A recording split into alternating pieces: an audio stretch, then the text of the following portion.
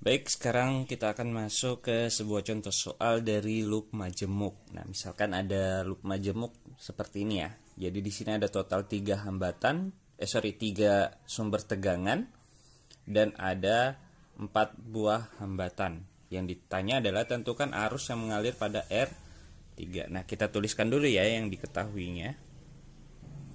Nah, jadi yang diketahui itu ada tegangan pertama 8 volt, tegangan kedua 4 volt, tegangan ketiga adalah 5 volt. Kemudian R1-nya 2 ohm, R2-nya 2 ohm, R3-nya 1 ohm, dan R4-nya 1 ohm. Yang ditanya adalah berapakah arus yang mengalir pada R3 atau hambatan ketiga.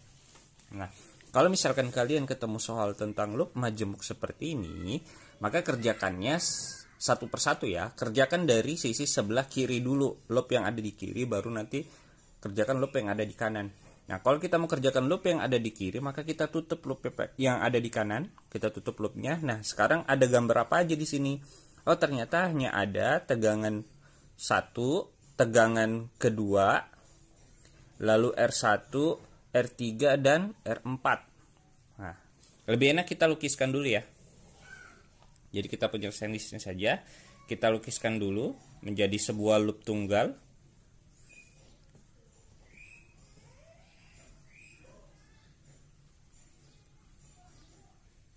Nah, seperti ini kurang lebih. Ini kan jadinya loop tunggal. Ini adalah loop yang berada di sebelah kiri ya. Oke, ini 8 volt tadi, ini 4 volt. Ini 2 ohm, ini 1 ohm, lalu ini 1 ohm. Kemudian kita tuliskan persamaannya, di mana sigma dari tegangan itu sama dengan sigma I dikali dengan R. Oke. Lalu sigma tegangan apa saja? Kita lihat arusnya dulu. Arus yang dialirkan oleh 8 volt itu bergerak ke atas karena sumbu positifnya di atas ya. Jadi bergerak ke atas, baru ke kanan, turun, ke bawah, baru ke atas lagi. Jadi putarannya searah jarum jam ya untuk tegangan 8 volt ini. Putarannya searah jarum jam. Nah, kalau 4 volt kita lihat, ini kan positifnya di sini, berarti dia akan ke atas. Habis itu ke kiri, ke bawah, kembali ke atas. Berarti putarannya melawan arah jarum jam, sehingga akan terjadi tabrakan arus kan. Arus dari 8 volt dan 4 volt. Maka dia akan saling mengurangkan. Jadi kita bisa tulis langsung 8 dikurang 4. Seperti itu ya. Sama dengan nah, sekarang kita bahas arusnya. Arus yang mengalir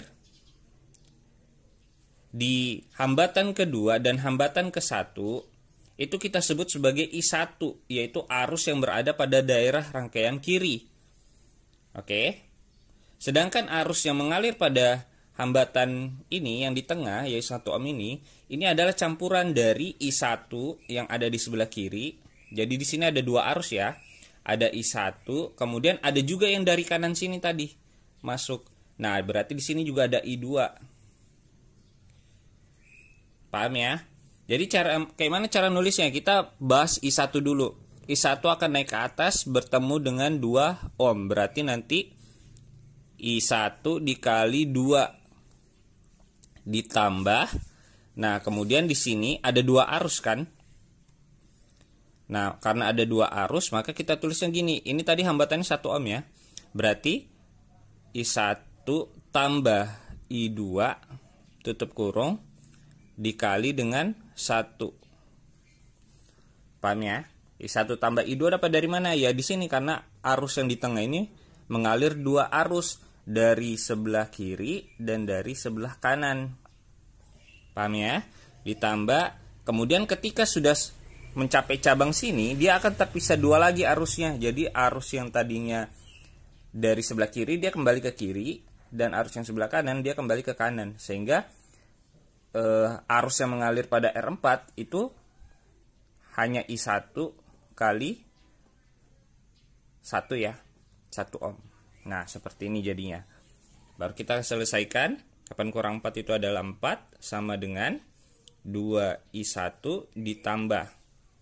Ini kali ke dalam ya. 1 kali I1 berarti I1 ditambah 1 kali I2 berarti I2 ditambah 1 kali I1 ya I1.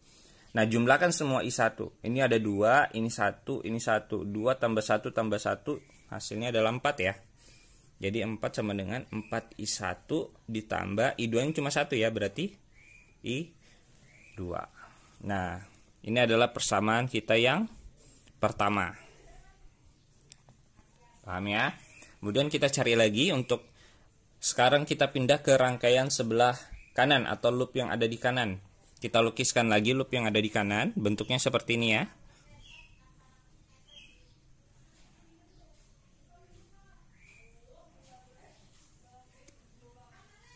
Nah, kurang lebih bentuknya seperti ini. Kemudian di sini ada 5 volt, di sini ada 4 volt. Lalu di atas itu 2 ohm dan ini 1 ohm. Nah, baru kita tulis lagi. Sigma tegangan sama dengan sigma I kali R. Nah, tegangannya lihat apakah dikurang atau ditambah. Kita lihat arus yang dihasilkan oleh 5 volt itu akan naik, kemudian ke kiri, ke bawah, kembali ke atas. Berarti arusnya melawan arah jarum jam ya. Sedangkan arus yang dihasilkan oleh 4 volt, karena di sini sumbu positifnya ya, jadi dia ke atas, ke kanan, ke bawah, dan kembali ke atas. Jadi ini searah jarum jam. Jadi akan ada tabrakan arus lagi nih. Nah, karena tabrakan maka dia dikurang lagi. Jadi 5 dikurang 4. Seperti itu. Sama dengan, nah, arus yang mengalir di rangkaian sebelah kanan ini kita sebut sebagai I2 ya. Arus kedua. Arus kedua ini berarti arus yang mengalir di sebelah kanan. Kalau I1 itu arus yang mengalir di sebelah kiri. Paham? Karena di sini hanya ada 2, kiri dan kanan, maka hanya ada I1 dan I2. Tidak ada I3 ya. Oke, lanjut. Jadi I2-nya mengalir ke kiri. Jadi yang menabrak 2 ohm ini adalah I2. Kemudian yang menabrak 1 ohm, ingat 1 ohm ini kan ada di tengah nih, garis di tengah kan ini. Maka kalau garis di tengah ini dia ditabrak oleh 2 arus, yaitu arus dari kiri dan arus dari kanan. Berarti di sini nanti ada I1 dan I2 di sini. Ini ada I1 dan I2.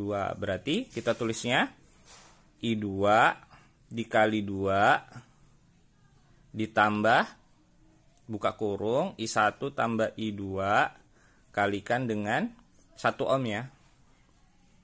Nah, seperti ini. Jadi 5 kurang 4 itu 1 sama dengan ini 2 I2 ditambah 1 kali I1 I1 tambah 1 kali I2 I2. Baru jumlahkan semua I2-nya. 1 sama dengan ini kan 2, ini 1. Jadi 2 tambah 1 3 ya. Kita tulis dulu I1-nya cuma 1 ditambah 3 I2. Nah, inilah persamaan yang kedua. Jadi sudah dapat persamaan 1, persamaan 2. Baru kita eliminasi. Nah, kita tulis eliminasi. Apa yang kita eliminasi itu persamaan 1 dan 2. Kita tulis dulu persamaan 1 tadi, yaitu 4 sama dengan 4I1 tambah I2. Kemudian kita tulis persamaan yang kedua, yaitu 1 sama dengan I1 tambah 3I2. Kita eliminasi dulu I2-nya ya. Ini kan 3, ini 1. Berarti yang atas ini kita kali 3 supaya dia sama. Yang bawah ini kita kali 1, ya kan? Hasilnya adalah 4 kali 3 itu 12 sama dengan 4 kali 3 12, berarti 12I1 tambah 1 kali 3. Jadi 3I2. Bawahnya semua dikali 1, 1 kali 1 hasilnya 1 sama dengan 1 kali 1 hasilnya 1 juga tambah 1 kali 3 hasilnya 3I2. Baru kita kurangkan. Ini kan habis nih, ya kan? Berarti sisa ini 12 kurang 1 itu 11, 12 kurang 1 itu 11 I1. Berarti I1-nya adalah 11 per 11, hasilnya adalah 1 ampere. Nah, kalau sudah dapat I1-nya, nah baru kita masukkan ke sini. Paham ya? Bebas aja. Berarti 4 sama dengan, kita pakai persamaan yang satu aja ya. 4 sama dengan 4 kali I1-nya kan sudah dapat tadi, yaitu 1. tambah I2. Jadi 4 sama dengan 4 kali 1 4 tambah I2. Jadi I2 sama dengan, ini pindah ruas ya, 4 kurang 4, hasilnya adalah 0. Oh, ketemu sudah bahwa I1-nya itu adalah 1 ampere, I2-nya adalah 0. Kemudian yang ditanya tadi apa? Arus yang mengalir pada R3 nih. Ingat, arus yang mengalir di tengah ini adalah gabungan dari arus sebelah kanan dan arus sebelah kiri, yaitu I1 tambah I2, ya kan?